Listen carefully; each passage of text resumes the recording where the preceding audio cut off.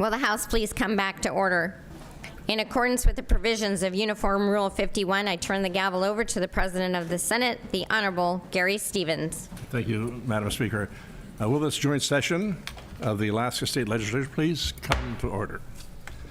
Madam Majority Leader. Mr. President, I move and ask unanimous consent that the roll call of the Senate be waived and all members shown as present. Without objection, so ordered.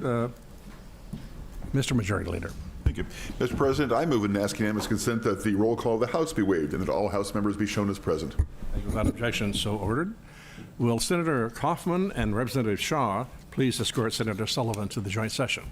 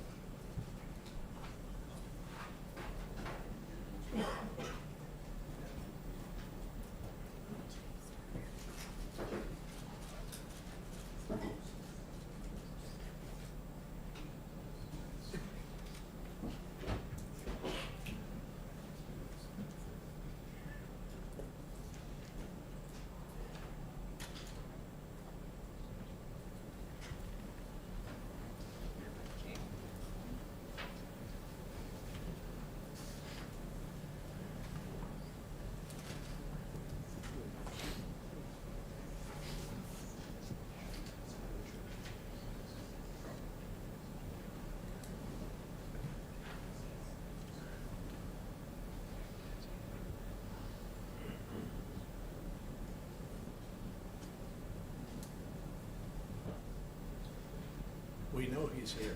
So. We were informed.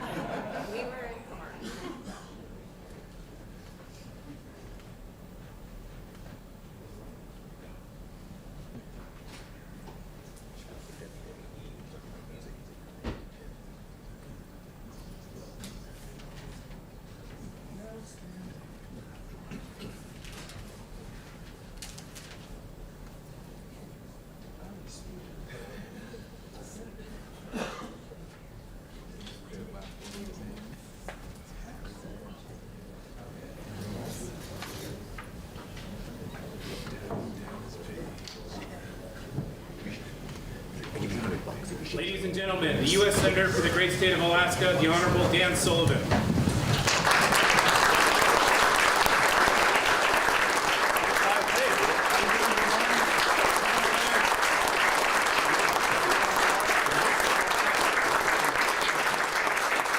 Good morning, Madam Speaker.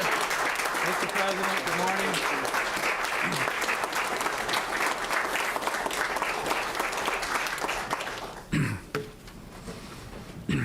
Well, good morning, everybody. And President Stevens, Speaker Tilton, members of the House and Senate from the great state of Alaska, thank you for inviting me to speak this morning to all of you. It is always great to be back home and to be here with you. I want to begin by introducing my outstanding team that's here today. We have a whole bunch of them. Larry Burton, my Chief of Staff, Eric Elam, my Legislative Director, Chad Pageant, my State Director, Karina Nichols, who I'm going to brag about a little bit later, does great work on fisheries, Amanda Coyne, my Communications Director, Ben Diedrich, my Press Secretary, Kara Hollitz, my Southeast Regional Director. You can tell this is a very important speech for us because I bring the whole darn team. But of course, the most important person in my world, the love of my wife Julie, is also here today.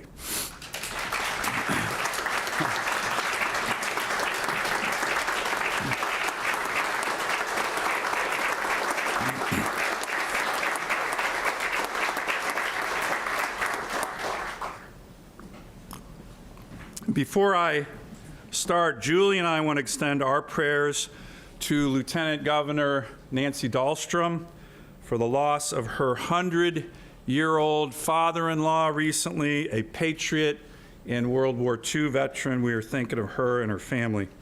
I also want to thank all of you, especially the freshman legislators who have chosen to serve their fellow Alaskans by entering in the arena as President Teddy Roosevelt called it in his famous speech, citizenship in a republic, which, as you guys know, I quote often. The arena is not a place for cold and timid souls, of which I don't think there are any in this room, as far as I can tell. Heck, one of you, Navy SEAL Laddie Shaw, regularly parasails down 3,000-foot mountains. Another, I'm told, Forrest Dunbar recently got engaged. Talk about entering in the arena. But I do want to tell you that in my view, in my team's view, this is the most important speech I give all year. I do get a little nervous. You guys can be a tough crowd. You know, it's hard to get Lyman Hoffman's approval. I think I may have done so a few times. I can tell by just the slight nod of his head. And I know I'm doing well when Bert Stedman isn't reaching for his pocket watch. But in all seriousness, like I said, this is the most important speech of the year for me, because it's where we can chart progress, working together where we are and where we want to go, particularly as we focus on building our state for the next generation. We have big challenges facing Alaska and America: continuing inflation that squeezes middle-class families, an open southern border that very negatively impacts Alaska, and an increasingly dangerous world with aggressive dictators on the march. And then we have this, what I call the last frontier lockup. Hopefully you have a copy. You're supposed to have one there. This is the example of 56 executive orders and executive actions specifically targeting Alaska by the Biden administration. 56, something that I'm fighting every day. And it is our...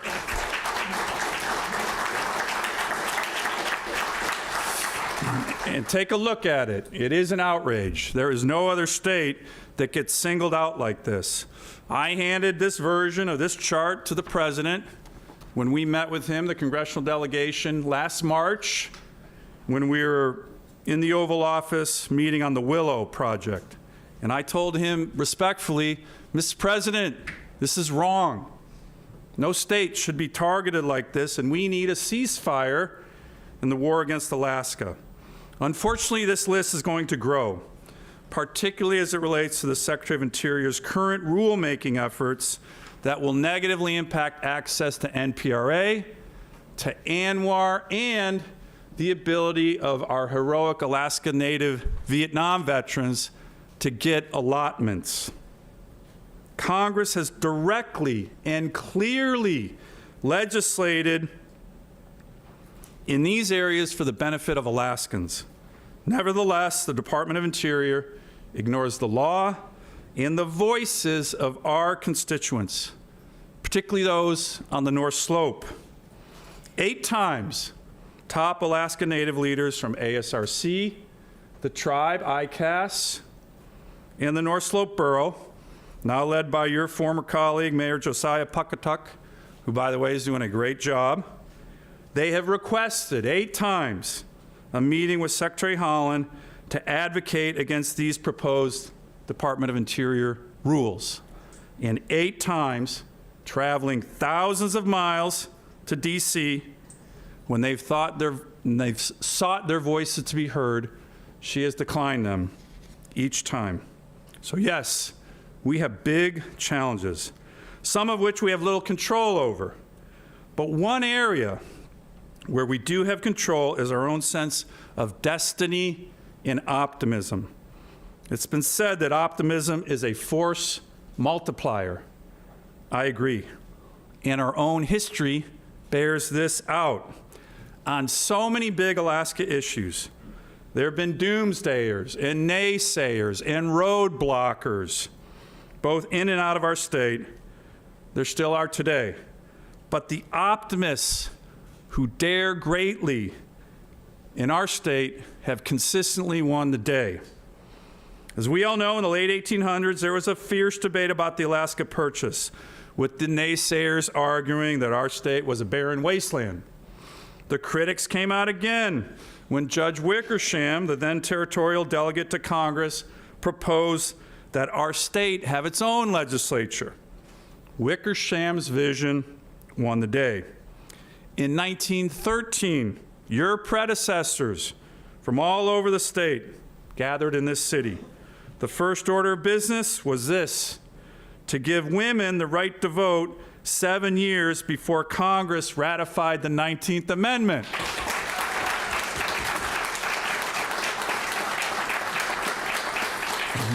What a remarkable example for all Americans. And this Alaska leadership has continued. 32 years later, a strong Alaska Native leader named Elizabeth Paratovich lobbied your predecessors to pass the nation's first anti-discrimination bill.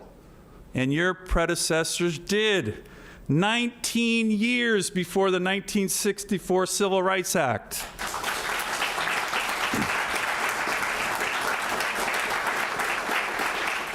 By the way, on my morning run this morning in Juneau, I took a selfie with this great Alaskan. As you know, there's a beautiful mural there, so it's on my Facebook page if you want to take a look at that. But against often fierce naysayer opposition, big ideas for Alaska in the Congress have continued to win the day. Statehood in 1959, the Alaska Native Claims Settlement Act in 1971, the Trans-Alaska Pipeline Act in 1973, and ANWR in 2017. Ladies and gentlemen, we are the big state that can. But the doomsdayers and roadblockers are still out there ready to pounce, and it's our job to continue to prove them wrong. And the best way to do that is to continue to work together. How do I know? Because we are currently prevailing in another epic Alaska battle between the negative naysayers and the Alaskan optimists. Last year, I focused a lot of my address to all of you on a respectful call to action. I told you that we all needed an all-hands-on-deck approach to get the president to reapprove the Willow project. Talk about naysayers. We were fighting an organized army. Every newspaper outside of Alaska, every lower 48 environmental group, nearly all the Democratic think tanks in the country, 300 million TikTok users, Patagonia, literally the whole darn company, and dozens of White House staffers all fiercely opposed Willow, and of course so did the Secretary of Interior. We all worked night and day against that army. We set up our own war room, held press conferences, gave speeches, wrote letters, and held dozens of meetings with federal officials. First, we had to convince the president to reapprove the project, which happened. Then we had to convince the courts. I asked all of you to pass a unanimous resolution of support, which you did. Yes, thank you. And in addition to handing the president the last frontier lockup chart in our meeting last year, I handed him that resolution. Mr. President, every Alaska elected official is for this. Then we all joined together, every one of you, on an amicus brief to the federal court. The court, when you read the opinion, said your brief, your unanimous resolution was decisive in her decision. And it wasn't just all of us in elected office. It was so many Alaskans, Alaska Native Organization, the building trades, contractors, businesses. We showed what a united Alaska can do.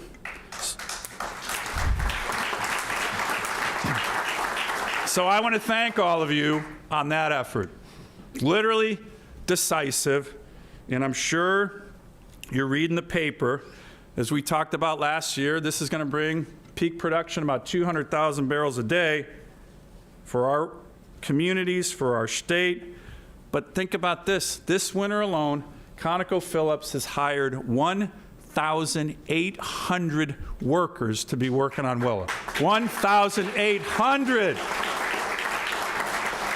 Unbelievable. That was epic, so thanks.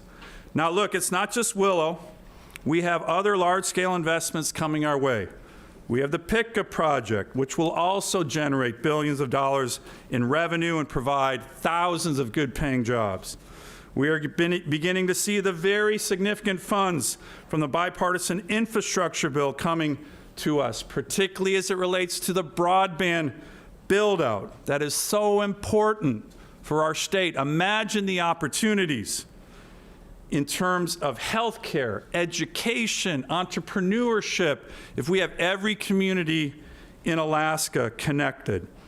Southeast Conference is predicting that this year is going to be another great year for tourism, rebounding from the dark days of COVID. We just passed out of the Senate Commerce Committee the FAA Reauthorization Act, which is going to be a home run for Alaska aviation. How do I know? Because I wrote a lot of it. Cargo and general aviation investments continue to surge in our state from both the private sector and the federal government, literally hundreds of millions of dollars. We are building a strategic port in Nome and icebreakers for America, one of which is slated to be home ported right here in Juneau.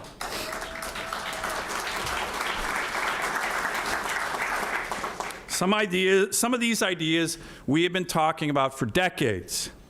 Now we're doing them. We're continuing our military buildup. We all know how strategically important Alaska is. This year, as Chinese spy balloons floated over our communities, joint Chinese-Russian naval exercises took place off our shores, and Russian Bear bombers were flying near our coastline, the rest of the country finally seemed to get the memo about Alaska. As a member of the Armed Services Committee, since I've been in office, we've secured close to $3 billion for a dramatic military buildup in Alaska. This year's Defense Authorization Act added close to another $400 million for our state. Thank you, Stanley. This, of course, has enhanced America's national security, but it's also a great way to strengthen our economy and create good-paying Alaskan jobs. Last year, I spoke extensively about the dangerous new era of authoritarian aggression we have entered. I just got back from the Munich Security Conference, where assembled world leaders discussed many of these national security challenges. I highlighted to them just how important our state is with our expanded military, our strategic location, our incredible natural resources. More than any other state in the Union, there is no doubt Alaska has a critical role to play during these dangerous times. And in keeping with the theme, it is important to note that we had to fight the national security naysayers who sought to shut down so many of our military bases. Many of them saw the Arctic and Alaska as a strategic backwater. Not anymore. In sum, with all of these investments in the next 4 to 5 years, we're on track to see roughly $25 billion in private sector and federal investments in our state. This is not pie in the sky. This is happening. And good-paying jobs by the thousands will be part of this. We have to be ready for these investments, particularly with a well-trained workforce. We want Alaskans, our kids, our constituents, to fill these good-paying jobs. I was at the Pipeline Training Center recently in Fairbanks, and they said it is going to be a banner year because of Willow, because of Pitka. The University of Alaska system is doing a great job across the state, providing an excellent, affordable education. 80% of Alaskans who graduate from the university system stay in Alaska. But it's not just job training we need. We also need housing. The lack of affordable housing in our state is a huge issue. I hear about it everywhere I go, from our big cities to our smallest villages.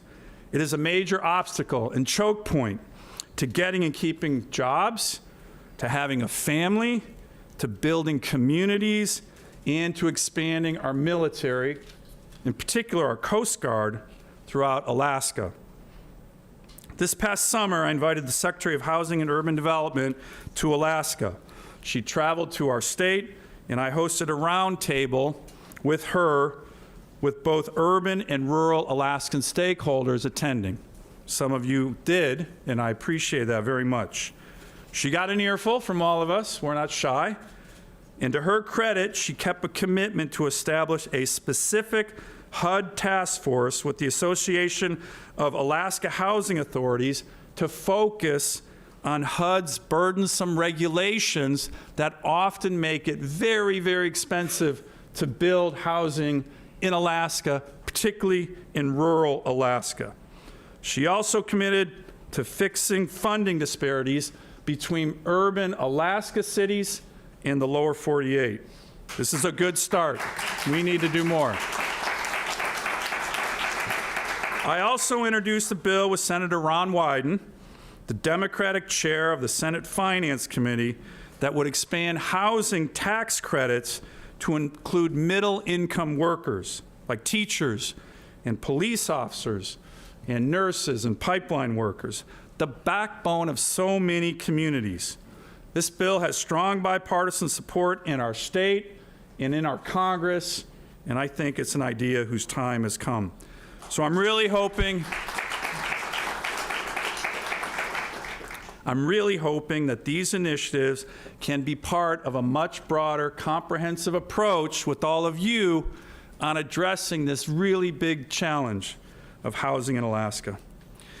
A few years ago, I laid out a vision to all of you about making Alaska a future intellectual research hub for so many critical areas that make us unique.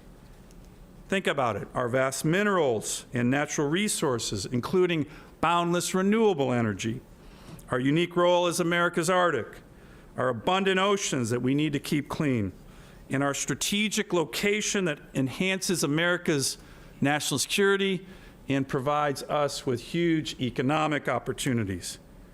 This vision is becoming a reality, and it's really exciting.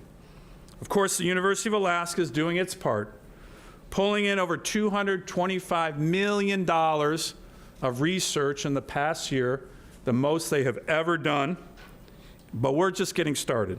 Let me give you some examples. The Department of Defense's Ted Stevens Center for Arctic Security Studies, which Senator Murkowski and I got into law a few years ago, already has 40 of the best minds in the world working on these issues at their headquarters at JBER. Not to be outdone by DOD, just a few months ago, after a full court press by your congressional delegation, the Department of Homeland Security announced a $46 million grant to UAA to focus on critical Arctic security issues. And it's not just Arctic security research where we have made very big progress. The NOAA research vessel, the Fairweather, is finally home ported back in Ketchikan, bringing money and research scientists and the crew of this ship back to Alaska where it belongs. We all worked together on this important endeavor for years. I want to thank all of you, especially Bert Stedman and his staff. And I will say the ribbon-cutting event that many of us attended in Ketchikan this past August on a perfectly clear sky day was one of the most satisfying celebrations I have ever attended. Finally, you have all heard me talk about my passion for oceans. My Save Our Seas 2.0 Act, the most comprehensive ocean cleanup legislation ever passed by Congress, is now being implemented. Save Our Seas 2.0 established a congressionally chartered marine debris foundation which has enormous potential to bring innovative private sector funds and ideas to ocean cleanup. For the past 2 years, I have been relentlessly pursuing this idea.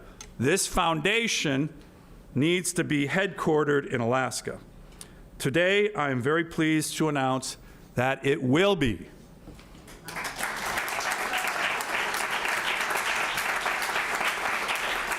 That it will be, actually right down the road at an ideal place. The Juneau campus of UAF, College of Fisheries and Ocean Sciences, and the UAS campus, which already do great ocean-oriented research. The Marine Debris Foundation, based alongside these programs, has enormous potential. There are only a few congressionally chartered foundations, and they have a strong history of becoming important, large enterprises that can employ thousands. Think the American Red Cross, the American Legion, the National Parks Foundation.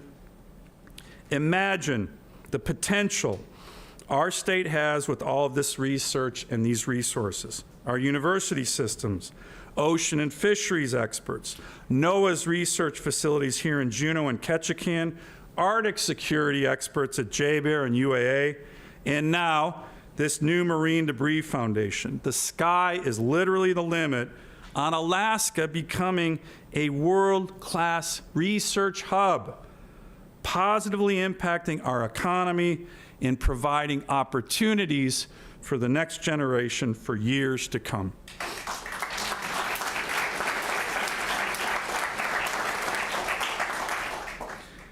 Now, you all know fish is in Alaska's DNA. As a member of the Senate Commerce Committee, which oversees America's fisheries, I like to brag to my colleagues about Alaska being the superpower of seafood. You all know this stat. I repeat it every day back in DC. But we harvest, in terms of commercial, sport, and subsistence fish, over 66% of all seafood harvested in America. I also never tire of educating federal officials about our role. For example, whenever a new Secretary of Commerce is appointed, I always say, congratulations, Mr. Secretary, Madam Secretary. I know you care about international trade and the economy, that's great. But you're gonna get in your office, you're gonna look at your org chart and your budget, and you're gonna realize, holy cow, half of my work involves fish. And that's where me and my staff come in. I'm proud to say that I have the best fish staff in the Congress. We do. No offense to anyone else, but it's not even close. And we need great staff because we have a lot of challenges in this critically important area of our state. So let me talk about a few. In 2014, when Putin invaded the Crimea Peninsula in Ukraine, the United States put sanctions on Russia. Russia retaliated and essentially said no American exports of seafood into the lucrative Russian market. While we were keeping our markets open to Russian seafood, this was a disaster for American fishermen, Alaskan fishermen, our fishing communities. I worked on this issue for almost 10 years. So unfair. And it literally took a war to start to get it fixed. After the 2022 invasion of Ukraine, the Biden administration put together a sanctions package. We went to them saying, you have to sanction Russian seafood coming back in the United States. They did. So we thought, all right, we fixed it. We didn't.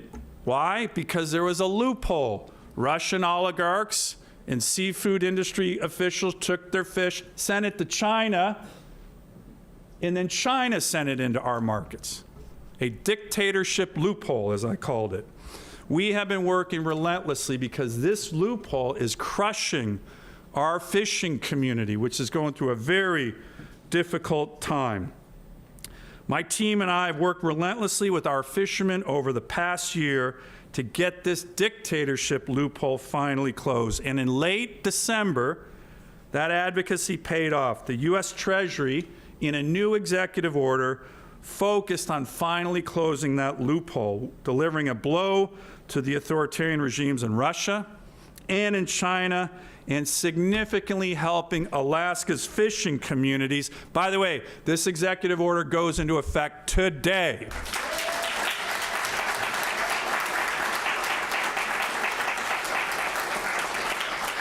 Another challenge that I mentioned last year, our trawlers in Southeast were hit by a frivolous, manipulative lawsuit by a Seattle-based environmental group known for its extreme positions. And they were seeking and got a court order to shut down Alaska's small-scale hook and line troll salmon fishery. This would have crushed this industry, which is mostly small, family-run fishing businesses in Southeast with an economic impact close to $100 million. I asked all of you last year, let's work together on this one. You passed a resolution. We filed another amicus brief in the court to protect Southeast trawlers and get this magistrate decision reversed. And again, working together, we did that. We were able to have our Southeast trawlers fish last summer, and we're going to make sure they can do it again this summer.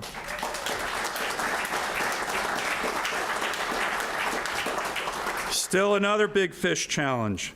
We've seen shocking and unprecedented declines among some of Alaska's most iconic salmon species, especially kings. While in other parts of our state, we've seen runs at historic highs. Last year, I told you that my Alaska Salmon Research Task Force Act had just been signed into law, and now the task force is up and running, with an added working group focused on salmon returns in the Yukon and Kuskokwim. This task force brings together the best minds, literally in the world, state, federal, university, Alaska Native, with the goal of better understanding the cause of these precipitous salmon declines and to identify research gaps so we can start addressing this problem. I'm hoping that the research that comes out of this task force can be used to return our state to abundant and strong, healthy salmon runs everywhere in Alaska.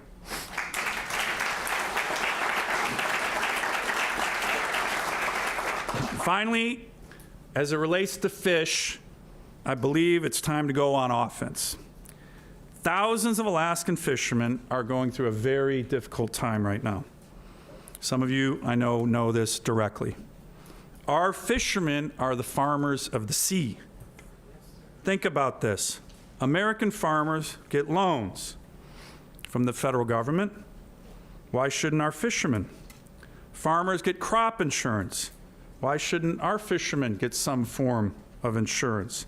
Farmers get federal relief when foreign markets are closed. Farmers get help when extreme weather hurts their harvests.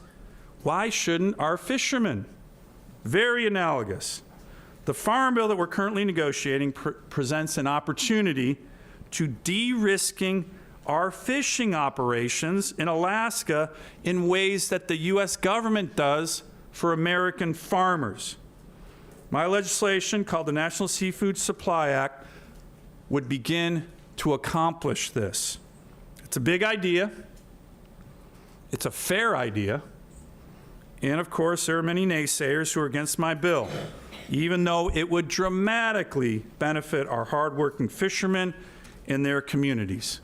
So stay tuned on that one. It's going to be an epic battle. So let me conclude with our need to work together on two additional challenges for our state: energy and fentanyl. In October, the Alaska Energy Authority awarded more than $200 million with a state match from the bipartisan infrastructure bill to significantly expand renewables, modernize our grid, and help lower the costs of energy for thousands of Alaskans. The delegation strongly supported this comprehensive AEA grant from the Department of Energy. but we still have serious South Central energy challenges. The good news is we have been here before. Some might remember how in 2011, we were facing a looming natural gas shortage in Cook Inlet. It was so bad, you might remember in Anchorage, we started practicing brownouts. Some doomsdayers said that the only solution back then was to import natural gas from Canada and Mexico. But we didn't allow that to happen. We united together as a state. The legislature, with the Cook Inlet Recovery Act, by the way, that was 60-0, the executive branch and the private sector, and we came up with a bold plan to incentivize Cook Inlet exploration and production, and it worked. I was the commissioner of DNR at the time and was very involved with all of you on this successful strategy. We need all options on the table for the challenges we're facing right now with Alaska Energy, including more gas from Cook Inlet, which I believe exists. Most recently, my team and I have been working hard to minimize federal risks and maximize international opportunities for a natural gas pipeline from the North Slope to Tidewater that would provide affordable, abundant, clean-burning Alaska natural gas for generations to come and transform our state.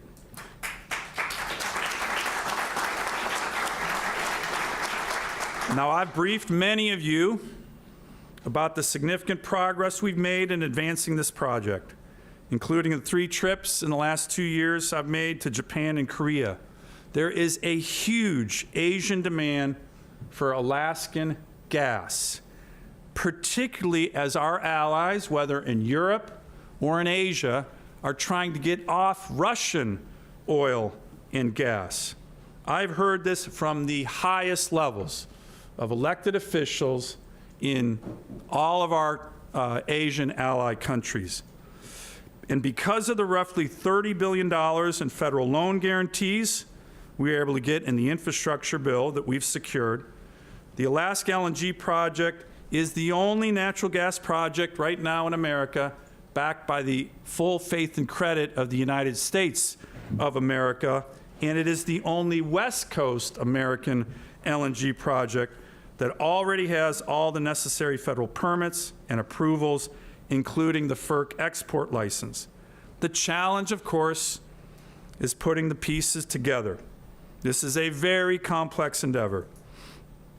I know, and I know there are good ideas, other good ideas being discussed, all of which we need to consider collectively. The cynics and the naysayers, both in and out of our government, are saying there's no way that this can happen. Don't believe them. You have my commitment to work with every single one of you to help address these big energy challenges that are such a big deal for our state. One of the most frustrating things I've witnessed in my time in the Senate involves the Biden administration's policies that have resulted in an open southern border. I've seen firsthand along the Rio Grande this national security and humanitarian catastrophe. This past December, over 300,000 illegals entered the U.S., an all-time monthly record. By the end of this year, it is estimated that over 10 million illegal immigrants will have crossed into America during this administration's 4-year term, shattering previous records. I often speak out against this catastrophic open border policy, and I sometimes get asked the question, why? Why do you care, Senator Sullivan, given that Alaska is 4,000 miles away from the southern border? Here's my answer. Our state suffered the largest increase in fentanyl overdose deaths in 2021, with a 75% spike from the previous year. Last year, a very intrepid reporter from the Louisville Courier-Journal came up to Alaska for a number of weeks and extensively covered this topic. I urge every one of you to read this article.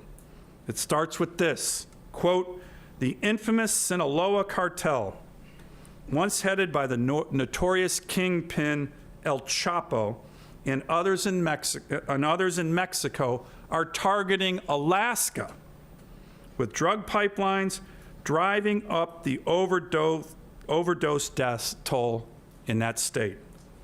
The article goes on to say this: "Deadly fentanyl and other illegal narcotics continue saturating the urban centers of Anchorage, of Juneau, and of Fairbanks. From those main hubs, shipments are dispersed far and wide, stretching from tiny islands off the southern coast all the way up to the Arctic region in Alaska." That's what the open southern border is doing to our state. Ladies and gentlemen, we all need to work together to stop this and to educate our fellow Alaskans, particularly our young people, about this deadly drug. The DEA says that 7 out of every 10 pills seized contain a lethal dose of fentanyl. I applaud the work that Governor Dunleavy and Representative Craig Johnson are doing to increase penalties for those who bring this deadly substance to our state. But education is also important. Our kids need to know that a pinprick of this substance can kill them. One pill can literally kill. So my team and I will be working with the governor's office, the attorney general, and the DEA on a one pill can kill educational campaign for Alaska's youth. And I hope that you, thank you. And I hope that this is another important area where once again, we can all work together and you can join with us on our efforts to literally save Alaskan lives. Time and time again, our state has battled the skeptics. We have done what others said couldn't be done. Now, we all know it's not easy to build a state, particularly with harsh weather, our vast expanse, and our distance from the lower 48. But through hard work, strong leaders, great citizens, we have prevailed time and time again. And I'm convinced that we will continue to do so. We have to, for our children and the next generation. On February 6, 1956, minutes before our state's Constitution was officially ratified, the following resolution, a message to our state's children, was read on the convention floor. Quote, "We bequeath to you a state that will be glorious in her achievements," the resolution said, "a land where you can worship and pray, a country where ambitions will be bright and real, an Alaska that will grow with you as you grow. You are our future. We ask you to take tomorrow and dream. We are certain that in capturing today for you, you can plan and build." That's what that resolution from our founding fathers said to Alaska's children. Throughout the years, our state has made great achievements, despite great obstacles and the negative naysayers. We are the big state that could. Working together with a sense of Alaskan optimism, we will continue to achieve where others think we will fail. We will continue to work tirelessly to realize the dreams of our children and their children so that they can plan and they can build. Thank you again, everybody. I really enjoy working with so many of you, with all of you. We got a lot of work to do. Tried to lay out some of the big topics, but it's always a pleasure being home and working with so many of you. Thanks very much.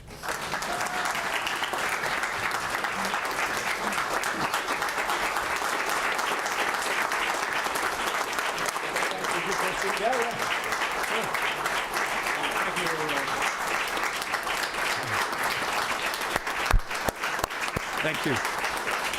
Thank you, Senator Sullivan. The senator has agreed to take a few questions. Yeah, sure. We'll begin with Representative Wright.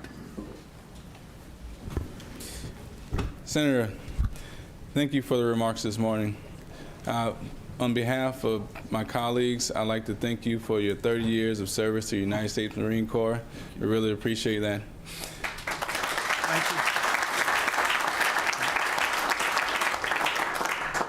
Today you spoke so much about energy, particularly a role that Alaska plays in empowering our allies and countering the actions of dictators in Beijing, Moscow, and Tehran. You said a quote that I wanted to read, if that's okay. It's America's natural resources and energy that makes us the envy of the world, much of which is right here in Alaska, including all gas, renewables, critical minerals, a truly all of the above approach. And I really appreciate that. I thought it was impactful and powerful. So I'll get on to my question now. Thank you. So seeing that, the federal government still continues to fall short. Actions such as locking up vast areas of the NPRA and a ban on LNG exports permits, restricting access to critical mineral developments. Where does the conversation go now? What can we do here in the state to help? Well, thanks, Stanley. Thanks very much. I appreciate the question. I appreciate the comment. I will mention one thing. You mentioned I just retired from the Marine Corps after 30 years, which was a big honor. The military, we have a ton of veterans here. In the Marine Corps, like the other services, it's up or out, right? So I didn't get promoted to brigadier general, so the Marine Corps said, hey, it's time for you to leave, right? That's literally what happened. So it's a little bittersweet for me, but, everybody has their time. And I will also say that we had a nice retirement ceremony, but the thing that I appreciated the most was the Marine Corps really focused on my wife and daughters. You guys all know who serve in the military that it's the families that often bear the brunt of the service, and yet they don't usually get acknowledged. So to me, that was a very special element of that the Marines dramatically and significantly honored my wife and my 3 daughters, so that was very special for me, so thanks for mentioning that. And look, as the state with more veterans per capita than any state in the country, this is all, part of our heritage, and it's important. So to your question, as I mentioned in my remarks, we're at a very dangerous time right now, very dangerous. And you see these authoritarian groups, Putin in Russia, Xi Jinping in China, the Ayatollahs in Iran, Kim Jong-un in North Korea, they're all working together, right? I mean, they're working very closely together. What we need to do with our allies is be strategic in our response. And as I mentioned in my remarks, our state has a huge role to play, huge role to play. If the federal government is wise enough to let us. And that's where some of the frustration comes in the point of your question. It's not just weapons and rebuilding our own military industrial base that we're focused on back in DC. I'm very focused on that. Our ability to produce weapons, everything from submarines to 155 millimeter ammo, has dramatically atrophied in America. There's just no doubt about it. And we have to build that up again. We have to build that up again. But it's not just weapons that our allies need. It's, to your point, energy and critical minerals. And the Biden administration is making that hard. We all came together on the Willow Project, right? And again, I really want to thank you guys. It was decisive with the president and decisive with the courts that we could show them that every single elected official in Alaska, regardless of party, was for this. Huge difference. But Willow's not just good for Alaska. It's not just good for America. It's good for our strength. 200,000 barrels a day is power, and dictators fear that. And so one of the frustrations has been with this administration where you say, wait, we have critical minerals. Wait, we have oil and gas. This is good for Alaska, it's good for America, but it's also good for our allies. And one of the things that, when I was at this Munich Security Conference, that was probably one of the most talked about things. You mentioned it, the Biden administration came out and they said, we're going to pause any more export licenses for American LNG. Our allies in Asia, our allies in Europe are stunned.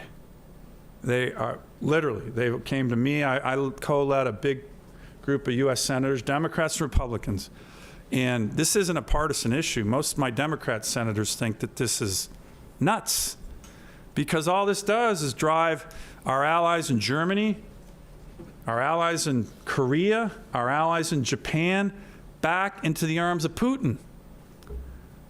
The Chancellor of Germany said, I've met with him twice in the last 2 weeks, he said that 2 years ago they were 50% dependent on Russian gas for their entire power generation for their economy. 50%, Germany's economy. And they got off it.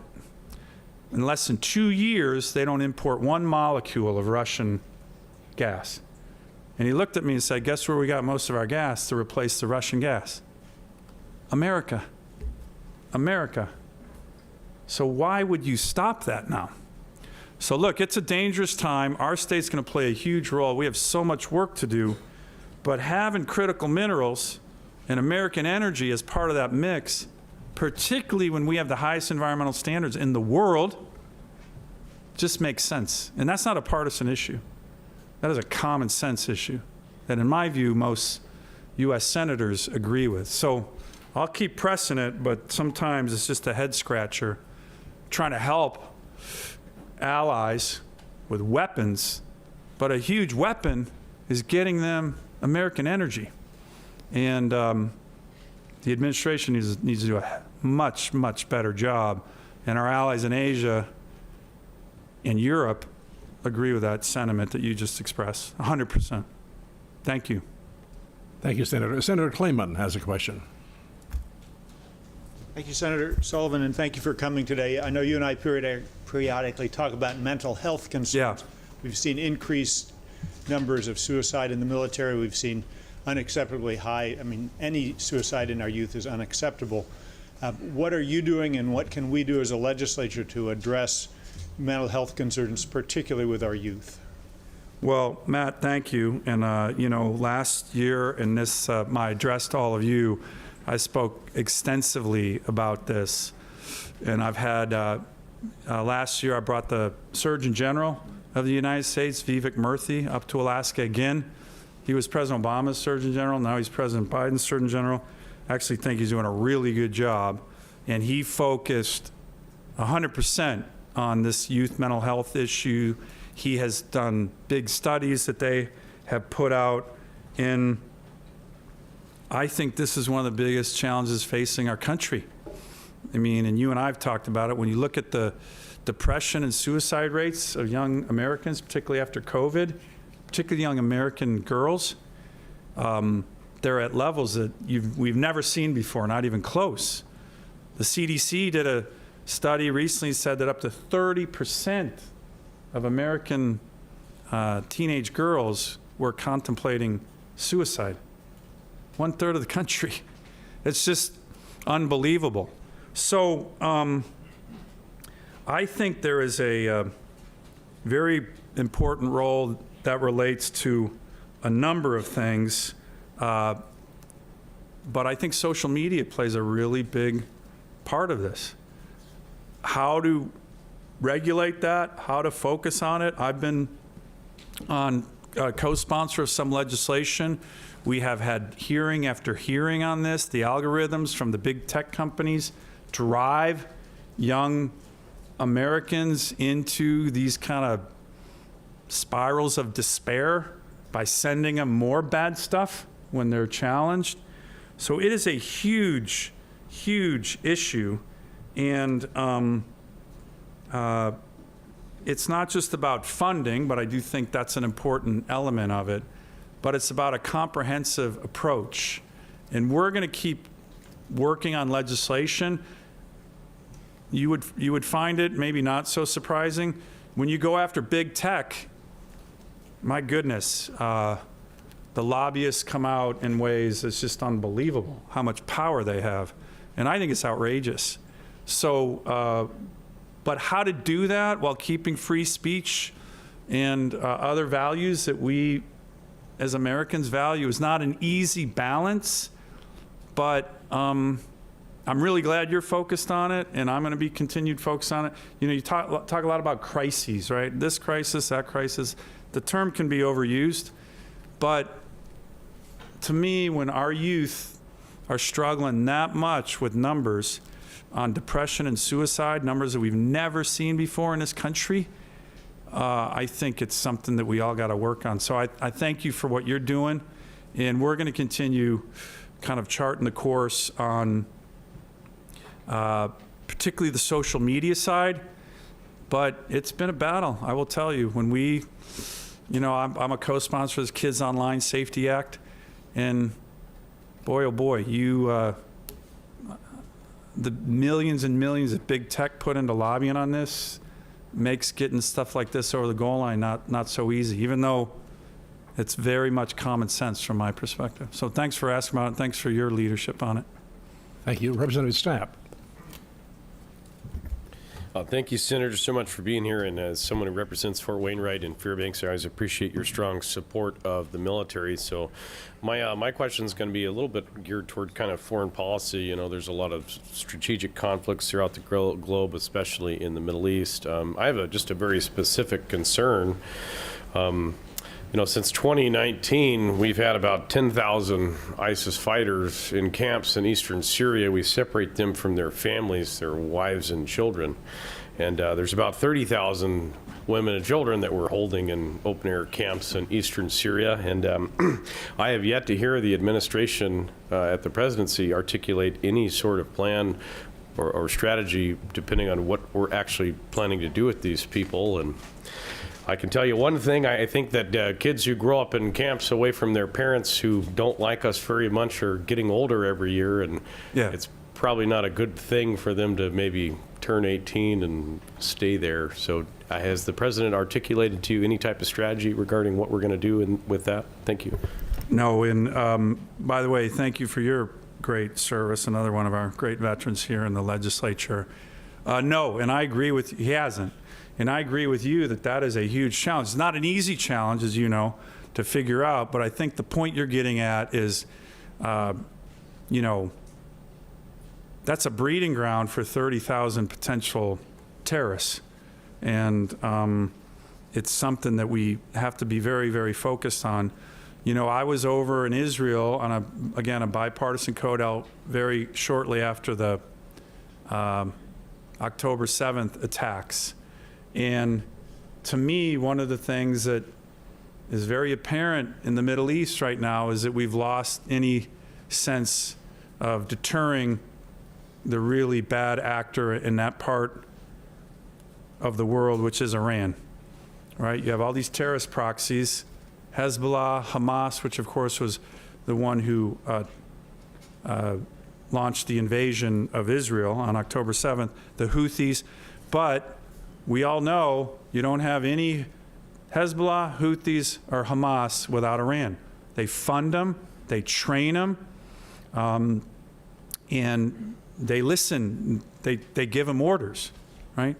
So from my perspective, and I've talked to everybody in my conference, Democrats, Republicans, I've talked to the president about this, talked to his national security advisor about this, we have to have deterrence with Iran.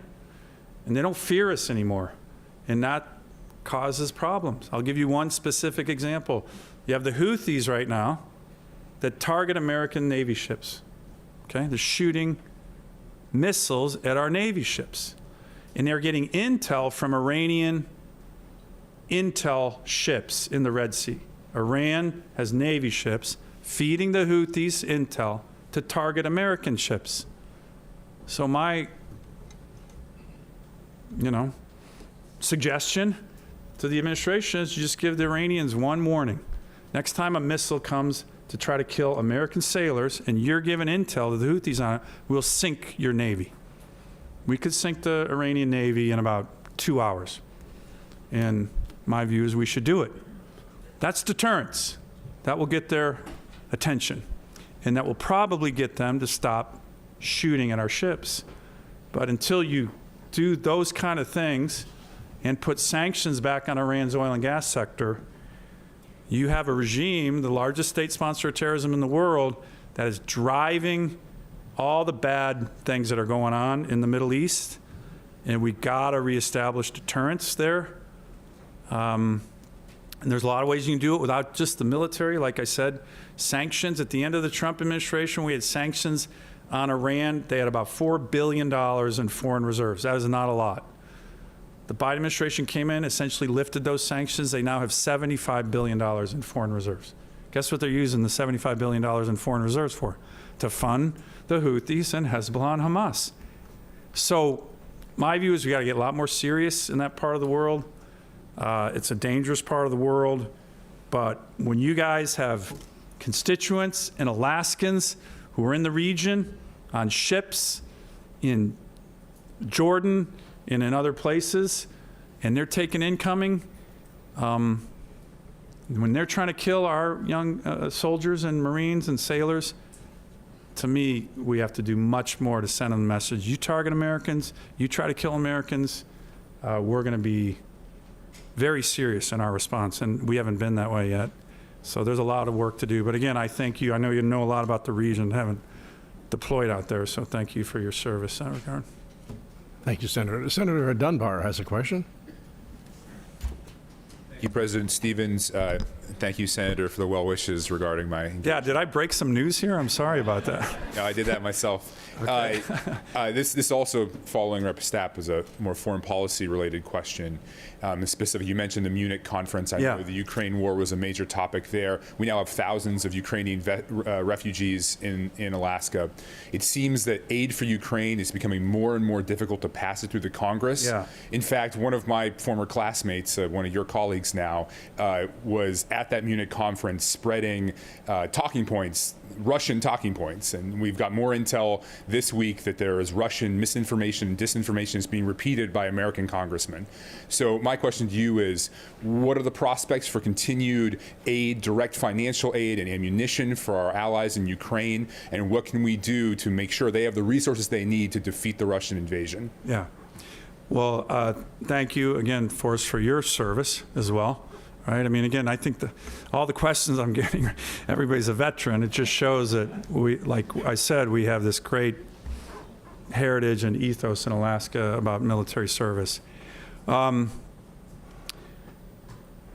So you may have seen, I was one of the senators who voted for that supplemental package. And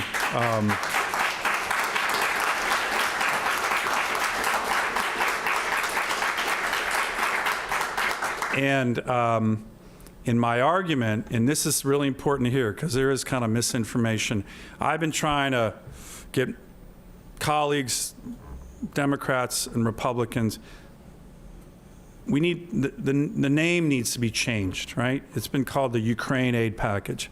It's actually not, that's not the primary aspect of this bill. And I know this because I wrote a lot of elements of the supplemental. My team and I had a lot of influence on this. This bill is principally about rebuilding America's military industrial base, which, as I mentioned, to Stanley's point, is atrophied. It's a really dangerous world right now, and our ability to protect ourselves has withered. So when I talk to Republicans and Democrats about it, I say, look, we want to help Ukraine, Israel, Taiwan. I care a lot about Taiwan. My first deployment as a Marine was to the Taiwan Strait, the last time China really threatened to invade them. But first and foremost, we got to protect ourselves. And our ability to build weapons, whether it's nuclear subs, which is a giant strategic advantage we have over China and every other country in the world, or Patriots or Stingers or Harpoons, any of these weapons that are so important as 155 millimeter howitzer ammo has completely atrophied in America. So my whole point has been, look, dangerous world, our ability to actually rearm for our own safety and not for our allies is what this bill is about.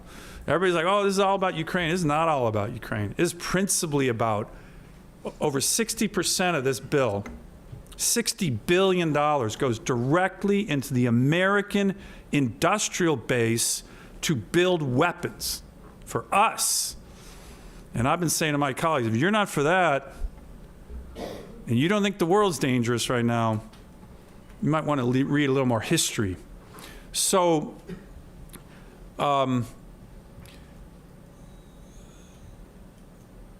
there is this issue, though, and I'm trying to not to be partisan on this. The idea that 26 Republican senators voted against that bill, there was this, oh my gosh, now the Republicans are all turning isolationists. I don't see that as the case at all. There's a very legitimate argument that a lot of my colleagues have made saying, hey, we got this giant border problem. I just mentioned it in my speech. And it's a disaster. It's a catastrophe. And so President Biden, that policy has to be fixed. So the idea that some of my colleagues said, look, I'm not going to vote for this until that border is fixed, that's, in my view, a very legitimate argument. I think you can do both. And I think right now, when I was over there, the Ukrainians are running out of 155 millimeter ammo. They're rationing ammo right now. That's in the papers. Meanwhile, the Russians are getting 1 million rounds from North Korea. So the administration needs to do a much better job of addressing our own border security. I'm 110% with that. And at the same time, I view this supplemental as a serious approach to start rebuilding our own capacity to defend ourselves. And I will say, again, I pressed the administration on this. They put forward 3 budgets in a row that shrink the military. That's not good either. This current budget shrinks the Army, shrinks the Navy, shrinks the Marine Corps. That's the wrong signal, in my view, to be sending to Xi Jinping and Putin. But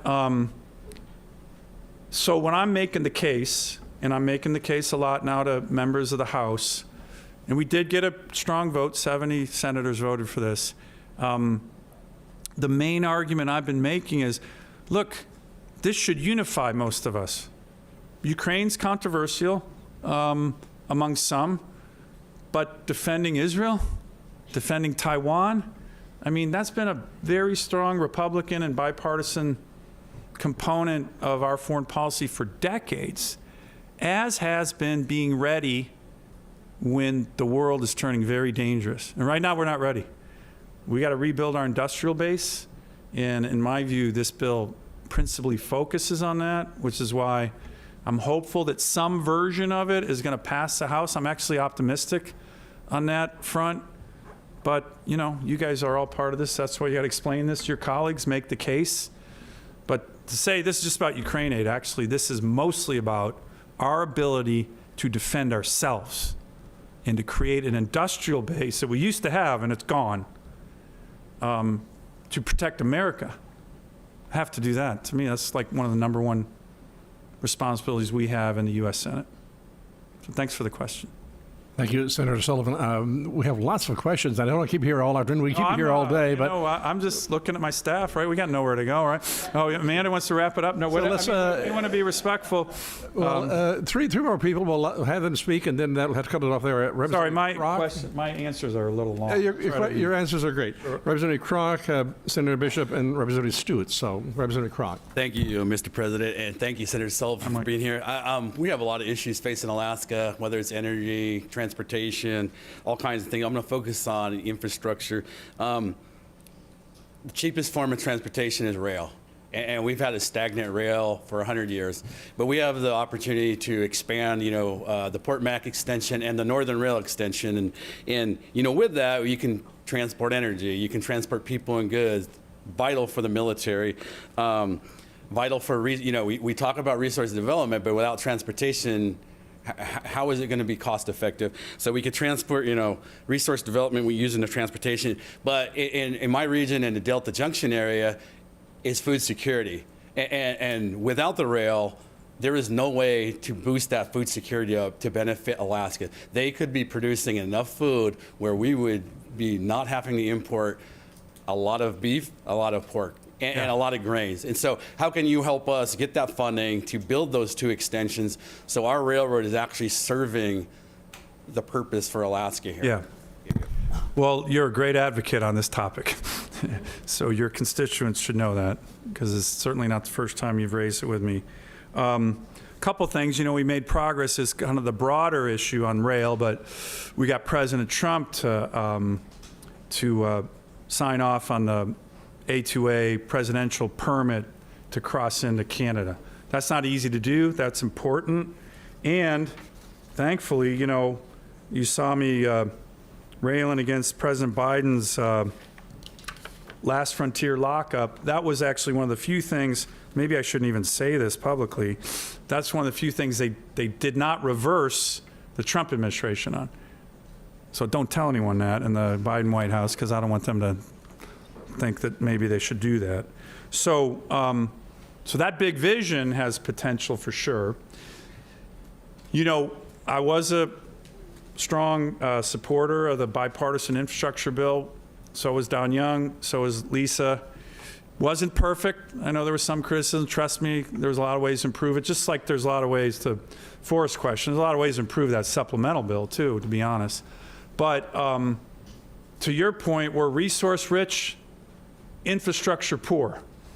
And one of my big things that I do in this job is anytime there is an opportunity to get behind something that will give us more infrastructure, I'm for it.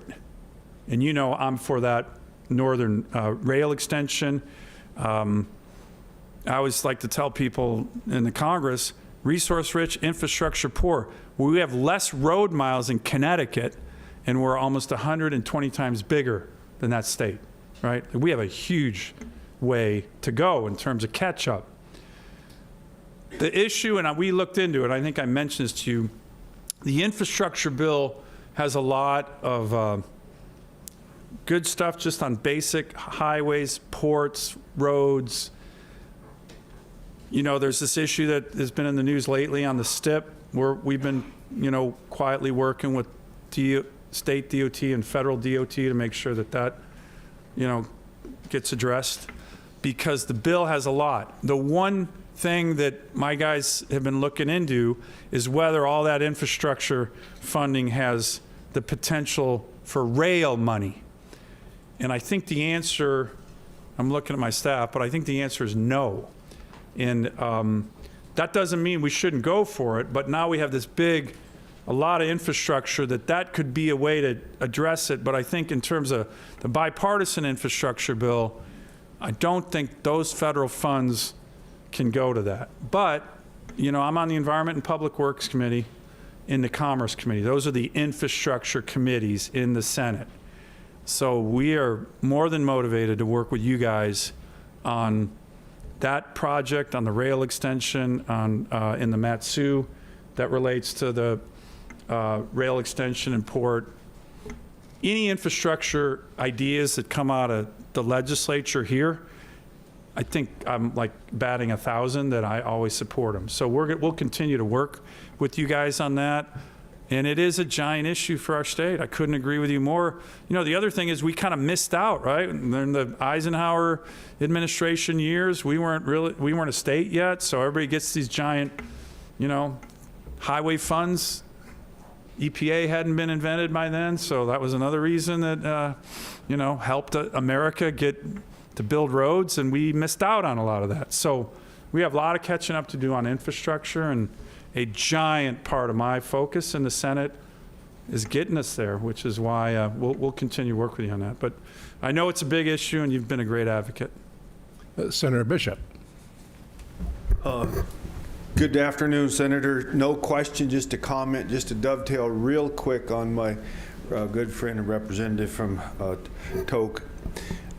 We were at a Golden Spike ceremony, and we heard the Assistant Secretary of Transportation for the Biden administration tell us that they had billions of dollars for rail expansion. So maybe they were misspoken, but I don't. Well, Click, let's, we can certainly strategize on that. So, and I've talked to your staff about, they're probably throwing me under the bus right now, but. I think you're throwing me under the, no, I'm kidding. But what I really wanted to say was I and Representative Cronk want to thank you for sending your staff with us on river trips with Tanana Chiefs. Mr. Burton spent 5 days with us on a 5-village tour. It was awesome, you know, and I know you know what they said because they report back to you again this summer, and we're going on another trip next year, and I hope that you will send another staff with us to hear the needs of rural Alaska. Thank you. Thank you, Click. Appreciate that. And, you know, in terms of advocates for rural and the interior and the Yukon areas, and the salmon on the Yukon, I have an advocate that's the best, strongest, most powerful advocate in my whole world, and that's my wife, Julie, who is very, very, very good on those issues. Very good, very strong. Thank you. And our final question, Senator, from Representative Stutes. Thank you very kindly. Nice to see you. It's always a pleasure to have you here. I was delighted to hear you mention the crisis in the fisheries, and I was doubly delighted to hear you mention the loophole being closed December 22nd. Yeah. My concern is enforcement of the closure of that loophole. If we don't have enforcement, the closing of the loophole isn't going to do us any good. So what is the anticipation and the enforcement of that closure? Well, look, great question, and thank you. You are a strong advocate on this. This loophole, just for people who maybe aren't representing fishing communities in Alaska, this is a giant thing. Like I said, we worked on it relentlessly, depending on how you measure it, 10 years or the last 2 years, and it was having a hugely negative impact on our fishing communities and our fishermen. I met with United Fishermen of Alaska yesterday here in Juneau, and again, I think it doesn't get as reported. I know it does in Kodiak, but our fishing community, it's going through a really, really, really rough time, and a lot of this was actually driven by the Russians. They flooded the global markets with salmon. They flooded global markets with pollock. They crashed the prices of these fish. And it's been really bad. So this, we think, will help firm up prices. Not everywhere globally, but you know, they can now no longer ship any fish to our markets, period. Second, and this is really good news, one of the reasons I had legislation, you may have seen, to try and fix this, and I brought it to the Senate floor a couple times, and it was blocked by some of my Democrat Senate colleagues. And they were blocking it, ironically, because they had importers that imported big amounts of Russian pollock and salmon. Well, I was like, you know, and I had some debates with some of my Senate colleagues on the floor of the Senate, like, hey, this is a bad business model, right? Tell your constituents this is a bad business model. They're relying on like communist dictatorship fish. You need to rely on freedom fish from Alaska, right? And seriously, I meant it. When they said, well, they're worried, I said, literally, I have constituents who can supply you that fish, right? Don't get it from Russia. Don't get it from China. By the way, the Chinese, when the Russians send their pollock to China, they actually inject it with like 40% phosphates, right, to make it look fatter and more plump. It's disgusting, right? I mean, and then they ship it in the United States. So let's not rely on that. So now it's illegal to rely on that. And what our fishermen are starting to see, and we had this discussion yesterday, is these importers, mostly on the East Coast, are now calling Alaskan fishermen saying, hey, I got to get off the Russian communist dictator fish shipped to China.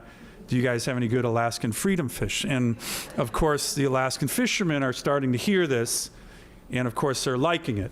So we're certainly not out of the woods. But to your question, it's a great question. Eric on my team, Karina on my team, the fishermen, we are all very focused on the implementation. And we've been working with not just Treasury, which controls the office that does the sanctions, but really closely with the Customs and Border Patrol, because they're going to be the enforcer.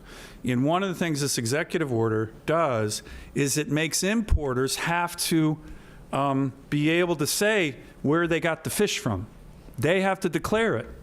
And if they are not sure and they think it could be transshipped Russian fish, they're going to be nervous. So it's kind of forcing importers to say, no, I know I got this from Alaska. And that's going to be helpful. So it's a bit of self-reporting. You're right, these loopholes are like kind of whack-a-mole, right? But the good thing about this order that we got, it says no Russian fish, or Russian vessels that catch fish, not just if it goes through China for transshipment, Vietnam, Indonesia, Malaysia, nowhere. No Russian fish can come into this market. Now, think about it. It's been 10 years since the Russians blocked our exports of fish to Russia. And that was a big market. And for 10 years, we couldn't export fish to them, and they were eating into our own market share, because Russian seafood was coming in almost duty-free, taking away Alaskan market share in America. So this was one of the most unfair, ridiculous, and I try to work with the Obama administration, the Trump administration, the Biden administration to fix it. And like I said, it took a war.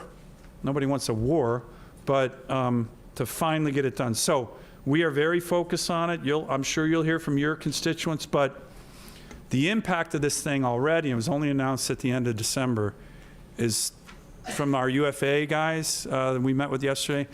You're starting to see it, and that's really good. But it's a great question, Luis, that we got to make sure it gets enforced. Thank you. Well, thank you. All right, thank you, Mr. Chairman. Okay, thank you. All right, good to see you. Okay, thank you, guys. Thank you.